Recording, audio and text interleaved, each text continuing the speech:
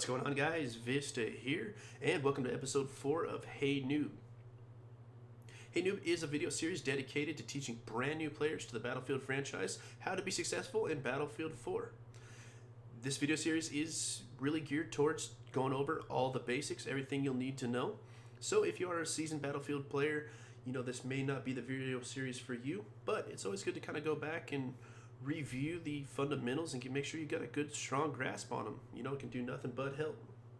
But anyways, today in episode 4 we are going to talk about the assault kit, all the ins and outs, what it can and can't do, what you use it for, and you know, how to be the most effective assault player that you can be. Now, the assaulter's role on the battlefield is, you know, it's pretty much one of the more popular classes. It's kind of just your standard foot soldier, but they do have some abilities that stand them apart. You'll hear them referred to as the medic class from time to time, maybe in some other videos and places, and I'll call them that also. But that's just due to their ability to heal soldiers and revive fallen soldiers. And we'll get into that a little bit, how all that works. But let's go ahead and start and talk about the weaponry. Now, the assault class has available to it the assault rifles. No other class, so the other three, the engineers, support, or recons, can use the assault rifles. Of course, they do have access to carbines, shotguns, and DMRs, which you know, are available to all classes, and we will go over, you know, all these in a little bit later video. But let's talk about the assault rifles. Here we see, you know, you'll start off with the AK-12, which is, you know, one of the first weapons you'll have unlocked for the assault class. Definitely a good rifle, you know, a lot of benefits to it, but as you progress, you will unlock more and more assault rifles, you know, which each have their little independent strengths and weaknesses, and you can tell these by looking at this little section here on the right. Once you're in the weapon selection menu, you can tell, you know, it tells us, you know, the Scar H does a little more damage than the AK-12. It's got a little better hip fire, doesn't have as much range, and is not quite as stable. This will change depending on how you have it loaded out. So that you know, that pretty much covers the assault rifles.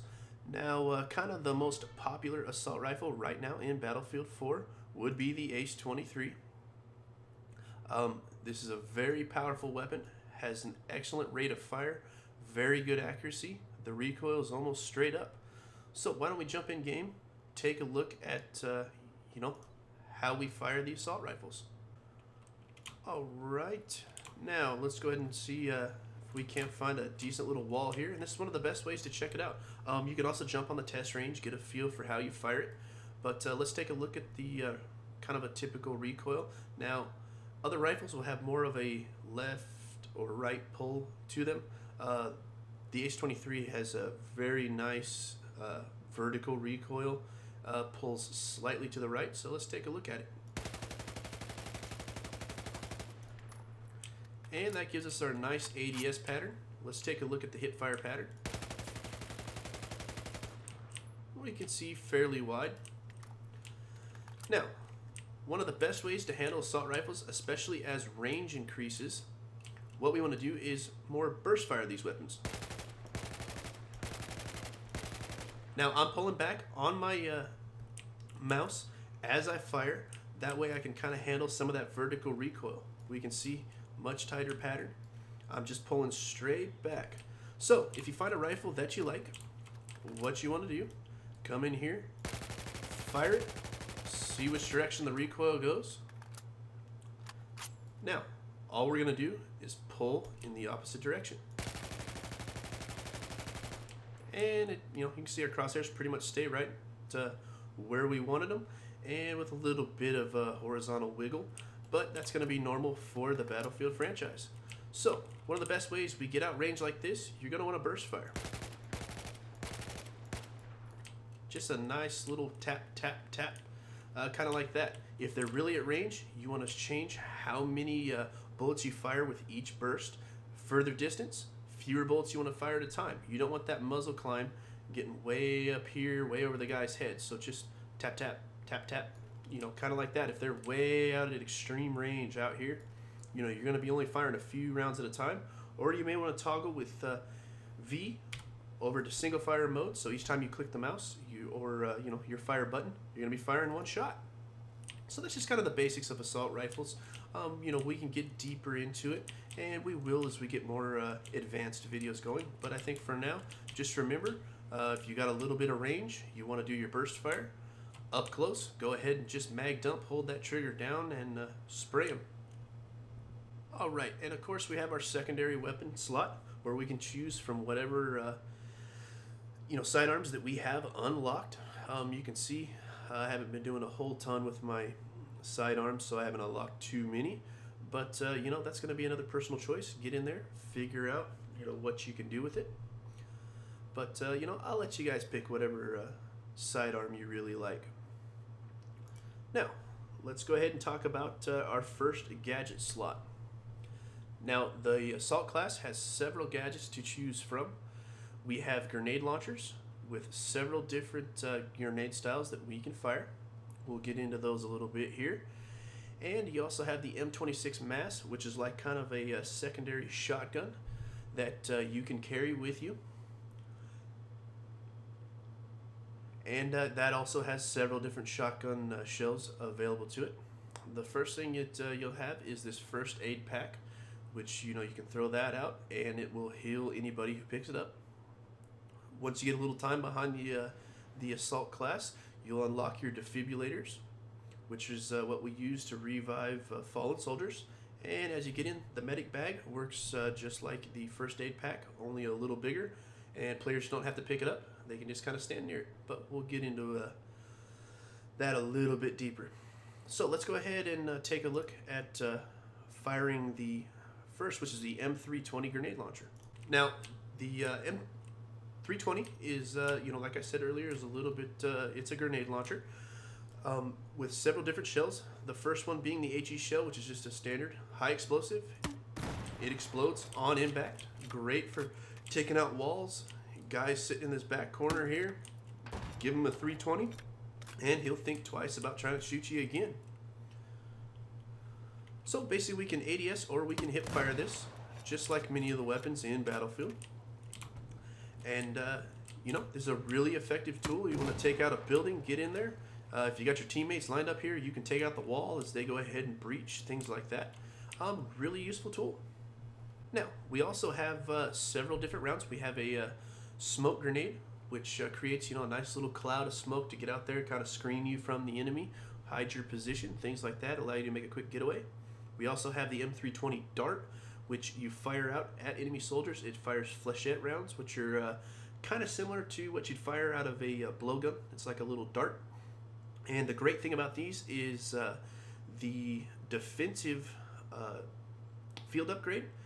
It's not quite as beneficial when somebody's using the M320 dart or any of the weapons equipped with the dart rounds. It penetrates the body armor a lot easier than some of the other rounds. Now, we also have the flashbang, which, on impact, it will send off a flash, which blinds and disorients the enemy player. And last, we have the M320 LVG.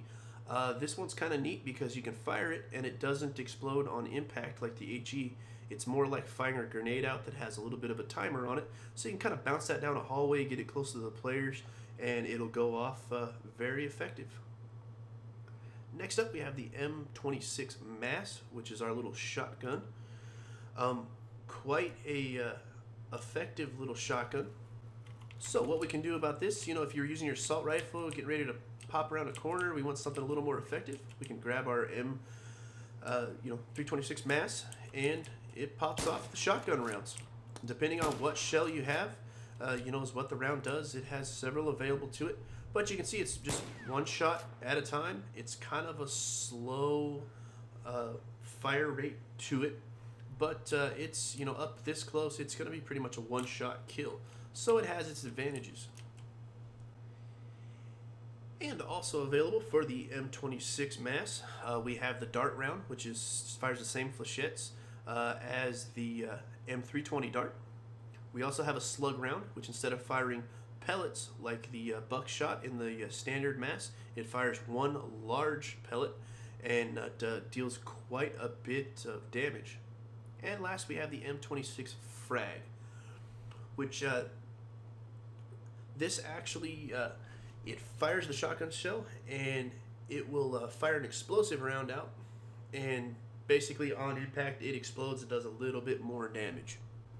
And now we have the first aid kit, which if we deploy that, we see we have two different ones to choose from. First off, we have the small med kit and the large med kit. Now the difference is, if I was damaged and I picked this up, basically what would happen is now I can move around and I will be healing as I'm moving. Now with the large med kit bag, we throw that down. We have to stand within a certain radius to receive, the healing powers from the bag, which will be indicated by your health. You'll see it go up. So that's kind of really the difference. This only heals one player. This can heal multiple players. This one you take with you. This one you got to stand next to. Now, one downside is you hear that audible, "I've got your med kit." The enemy can hear that as well. So if they're right around the corner, they're going to know if they're a good player. They can tell between, a US voice, a Russian voice, or a Chinese voice. They know what team they're on. They know who they're playing against, and they're going to be able to identify, hey, I've got an enemy around this corner, and they're going to be ready for you. So let's go ahead and talk about defibs. Now, if you were a Battlefield 3 player, you'll remember how the medics worked in there. We could just kind of revive as much as we wanted, as quick as we could. Now, the difference in Battlefield 4, you'll notice in the bottom right, I have 1 charge ready, 2 charges to go. That means I can only do 3 charges without letting it reload. So over time, you see right there, we've built back up to 2 in our inventory. So we can no longer go along and just pick everybody up that we want. Now I try to do a 4th, it won't really work. We got to wait for it to, redeploy. Now, you can see it's fairly fast, and, you can get up quite a few teammates, but they've also nerfed the amount of time compared to Battlefield 3 that you actually have to revive someone. It's a lot shorter. I mean, if they were in that building and I didn't get to them right away, chances are I'm probably not going to get the revive of. Now, the next part of the defibs in Battlefield 4 is we have the ability to charge them up to gain how much health they give back to the downed player. If we were just to hit it, we'd only do 20-25. I believe it's somewhere in there that will give them health back. If we hold it down, and you don't need to do it this long, you'll give them. They can actually be revived with 100% health. Now, if you saw my very first video and watched it all the way to the end, I gave you guys a little trick which basically allows you to instantly revive someone to 100% health. The way that we do this is we give it a good little charge when we're somewhere safe, like in our spawn point, or if we take cover. Now, if we charge them up and then quick switch to our primary weapon, we can now, fire all we want, do everything like that. We get in a firefight, our teammate goes down, I can now deploy my defibs, and they'll instantly give him 100% revive. It's kind of a cool little trick. So remember, when you're playing as the medic, you get to a place where you're kind of taking cover, you're waiting for a minute, get your defibs out, hold down, get them a good charge, and switch to your primary. Now you're good to go. When you're coming by, a teammate's down, you can hit him. Now he's up with full health and in the fight to help you take out the enemy. Now, also, a lot of players, myself included, when I started, think, if I had an enemy player or a friendly player who was dead right here, they think, oh, I got to get my defibs out, and I come over here and I look at him, and I got to give him, a revive like that. No. You could actually, if, this little pump was the down player, I can be from here. I can look straight that way. Keep my head up, looking for enemies. I don't have to be right here to revive him, looking at him. It'll revive just like that. So keep that in mind. I'm going through my revive, I'm charging, a player comes up, bam, I'm ready to go. It's going to be a lot faster than, you know, here I am, get a revive. Guess what? I'm dead right there because I wasn't paying attention to the battlefield. So remember, don't revive like this, revive like that. Well, guys, that's about the basics for the assault class. You know, I'm sure I missed one or two things. Make sure if you did catch something, go ahead and leave it in the comments down below. I appreciate any help from the community out there. Do appreciate you guys watching. Make sure you stay tuned for today's video trick. And as always, guys, I'll catch you on the next one. Alright, guys, and now it's time to talk about episode 4's quick trick here. One thing that you can do while arming an mcom. You'll see most players come up here, they crouch down, they look at the mcom, they hold down you know, their interact button, and they go to arming. Only problem is, I'm completely blind. I got decent cover, but I can't do that. You know, I can't see really any enemies over here to shoot me. So, instead of coming up facing the mcom, anything like this, you can arm it within a certain distance, and you don't have to be looking at it. There's no reason to crouch down. There's no reason to look at the thing. You can look out completely 180 degrees the other direction. If you want to get over here, kind of use it for some cover, keep your heads up. You'll be able to kill any incoming enemies while holding down the interact button, which will allow you to get the set and a few kills while you're there. Well, I hope it helps, guys, and I'll catch you on the next one.